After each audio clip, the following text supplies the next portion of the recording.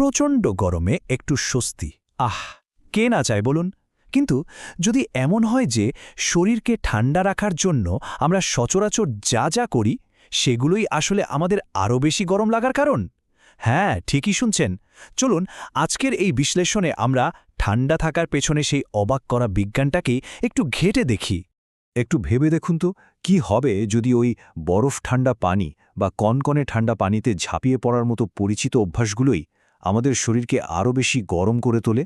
চলুন বিজ্ঞান দিয়ে আমাদের এই খুব সাধারণ ভুলগুলোকেই একটু ভেঙেচুরে দেখা যাক। তো প্রথমেই আসা যাক সবচেয়ে কমন অভ্যাসটার কথায়, মানে বরফ ঠান্ডা পানি পান করা। গরমে এক গ্লাস ঠান্ডা পানি মুহূর্তেই যেন প্রাণ জুড়িয়ে যায়, তাই না?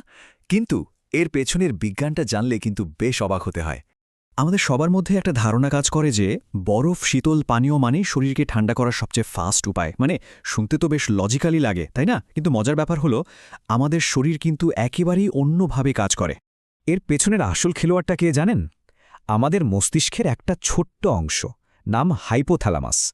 সহজ করে বললে এটা হলো আমাদের শরীরের নিজস্ব থার্মোস্ট্যাট, মানে এসির রিমোটের মতো, যা সবসময় চেষ্টা করে শরীরের ভেতরের তাপমাত্রাটা একদম ঠিকঠাক রাখতে।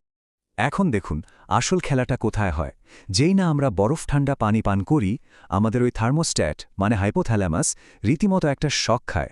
সেভাবে আরে শরীরের তাপমাত্রা তো হঠাৎ করে বিপজ্জনকভাবে কমে যাচ্ছে। তখন সে শরীরকে বাঁচানোর জন্য উল্টো নির্দেশ দেয়, বলে আরও বেশি তাপ তৈরি করো। আর ফলাফল যা ভাবা হয়েছিল ঠিক তার উল্টো, মানে ঠান্ডা পানি পান করার কিছুক্ষণ পরেই আমাদের আরও বেশি গরম লাগতে শুরু করে। তাহলে মূল ব্যাপারটা কি দাঁড়ালো? বরফ ঠান্ডা পানি আসলে শরীরের ভেতরের তাপ উৎপাদন আরও বাড়িয়ে দেয়। তাহলে সঠিক উপায়টা কি? খুবই সহজ, স্বাভাবিক তাপমাত্রার পানি বা হালকা কুসুম গরম পানি পান করা। এতে শরীর ধীরে ধীরে স্বাভাবিকভাবে ঠান্ডা হতে পারে। আচ্ছা, ঠান্ডা পানির এই ফাঁদটা কিন্তু শুধু পান করার মধ্যেই সীমাবদ্ধ না, গোসলের ক্ষেত্রেও একই ঘটনা ঘটে। চলুন এবার দেখা যাক প্রচণ্ড গরমে কনকনে ঠান্ডা পানিতে গোসল করাটা কেন একটা মস্ত বড় ভুল হতে পারে। আমাদের আরেকটা কমন ধারণা হলো বরফ শীতল পানিতে একটা ডুব দিতে পারলেই যেন চূড়ান্ত স্বস্তি। হ্যাঁ, ওই মুহূর্তের জন্য হয়তো বেশ আরাম লাগে, কিন্তু এর দীর্ঘমেয়াদী প্রভাবটা কিন্তু একদম উল্টো। এর পেছনের বিজ্ঞানটাকে বলা হয় ব্লাড ভেসেল কনস্ট্রিকশন, মানে রক্তনালীর সংকোচন। নামটা কঠিন শোনালেও ব্যাপারটা খুবই সিম্পল। যেই মুহূর্তে কনকনে ঠান্ডা পানি আমাদের ত্বকে লাগে, আমাদের শরীর ঠিক এই কাজটাই করে। প্রসেসটা খুবই সহজ। ঠান্ডা পানি ত্বকে লাগার সাথে সাথেই চামড়ার ঠিক নিচের রক্তনালীগুলো একদম চেপে যায়, মানে সংকুচিত হয়ে যায়। ব্যাপারটা অনেকটা এরকম, ধরুন একটা গরম ঘর থেকে বাতাস বের হওয়ার সব জানালা হঠাৎ করে বন্ধ করে দেওয়া হলো। তখন কি হবে? ভেতরের তাপটা তো আর বের হতে পারবে না, ভেতরেই আটকে যাবে। আমাদের শরীরের ক্ষেত্রেও ঠিক তাই হয়। আর ঠিক এই কারণেই ঠান্ডা পানিতে গোসল করে বের হওয়ার একটু পরেই দেখবেন আবার ঘামতে শুরু করেছে শরীর। তাহলে সঠিক উপায়টা কি? আবারও সেই একই সমাধান, কনকনে ঠান্ডা পানির বদলে কুসুম গরম পানিতে গোসল করা। এতে রক্ত চলাচল স্বাভাবিক থাকে আর শরীরও খুব সহজে তার ভেতরে জমানো তাপটা বাইরে বের করে দিতে পারে। আচ্ছা, পানি আর গোসলের কথা তো হলো, এবার আসা যাক ফ্যান আর গরম পানীয় নিয়ে কিছু চালু ধারণা আর বিতর্কের দিকে। এই বিষয়টা কিন্তু আরেকটু জটিল, বিশেষ করে আমাদের দেশের মতো একটা আর্দ্র মানে ভেজা আবহাওয়ায়। ৩৫ ডিগ্রি সেলসিয়াস, এই সংখ্যাটা খুব ভালো করে মনে রাখা দরকার। কারণ তাপমাত্রা যখনই এর উপরে চলে যায় তখন কিন্তু ফ্যান আর আরাম দেয় না। কেন? কারণ ফ্যান তো আসলে বাতাস ঠান্ডা করে না, তাই না? এটা শুধু ঘরের বাতাসকেই আমাদের দিকে ঠেলে দেয়। ফলে ৩৫ ডিগ্রির ওপরে তাপমাত্রা উঠলে ফ্যানটা তখন একটা গরম হাওয়া দেওয়া হেয়ার ড্রায়ারের মতো কাজ করে। এমনকি বিশ্ব স্বাস্থ্য সংস্থা WHO বলছে তাপমাত্রা যখন ৪০ ডিগ্রির ওপরে চলে যায় তখন ফ্যান উপকারের চেয়ে অপকারই বেশি করতে পারে। তাই এই রকম পরিস্থিতিতে সবচেয়ে জরুরি হলো ক্রস ভেন্টিলেশন, মানে ঘরে হাওয়া চলাচলের রাস্তা তৈরি করে দেওয়া, যাতে গরম বাতাসটা একদিক দিয়ে ঢুকে অন্য দিক দিয়ে বেরিয়ে যেতে পারে। এবার আসি গরম চা পানের সেই অদ্ভুত বিরোধাভাস বা প্যারাডক্সের কথায়। শুনে অবাক লাগলেও মরুভূমির মতো শুকনো ড্রাই জায়গায় গরম চা কিন্তু সত্যি সত্যি শরীর ঠান্ডা করে।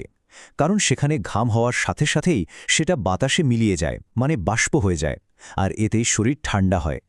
কিন্তু বাংলাদেশের মতো একটা আর্দ্র হিউমিড আবহাওয়ায় কি হয়? এখানকার বাতাসে জলীয় বাষ্প এতটাই বেশি যে ঘাম শুকানোর সুযোগই পায় না। ফলে এখানে গরম চা পান করলে অস্বস্তি কমার বদলে উল্টো আরও বেড়ে যায়। এখন পর্যন্ত আমরা যা যা আলোচনা করলাম সবই কিন্তু শারীরিক কৌশল, কিন্তু শরীরকে ঠান্ডা রাখার জন্য শুধু এগুলোই যথেষ্ট নয়, আমাদের মানসিক অবস্থাও কিন্তু এক্ষেত্রে বিরাট একটা ভূমিকা পালন করে। চলুন এবার দেখি কিভাবে আমাদের মন শরীরের তাপমাত্রাকে নিয়ন্ত্রণ করতে পারে।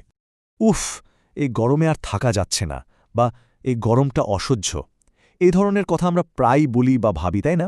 কিন্তু আমরা হয়তো জানি না যে এই নেগেটিভ চিন্তাগুলো আসলে আমাদের শরীরকে আরও বেশি গরম করে তোলে। ব্যাপারটা একটা অদৃশ্য চক্রের মতো কাজ করে।